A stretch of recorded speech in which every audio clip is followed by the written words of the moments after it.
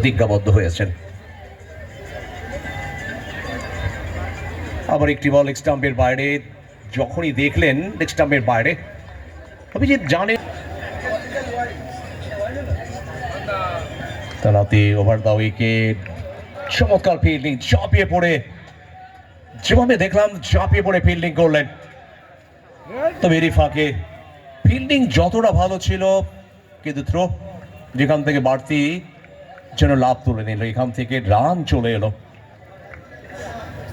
3 বল 4 run এনবিআইবি new Bengal রয়েছে এর মধ্যে।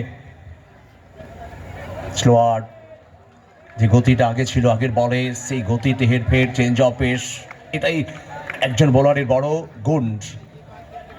যে অসাধারণ 90 রান এবং উইকেট চলে এলো। সাথে সাথে আম্পায়ারের আঙুল, তবে খুশি হতে পারেননি। আঙুল ওঠার অর্থ উইকেট, কিন্তু খুশি হতে পারেনি। সেখান থেকে ডিআরএস নিয়েছেন ব্যাটিং দল।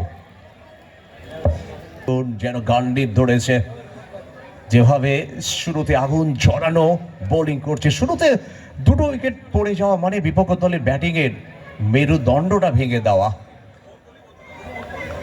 এখনো এই ওভার, যেখানে আরো একটি বলে খেলা বাকি, সবে মাত্র 4 রান 2টো উইকেট।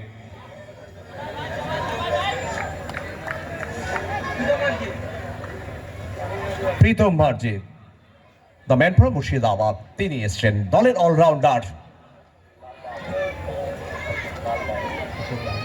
মুর্শিদাবাদে লালবাগে যিনি বিলং করেন, দুজনেই অলরাউন্ডার।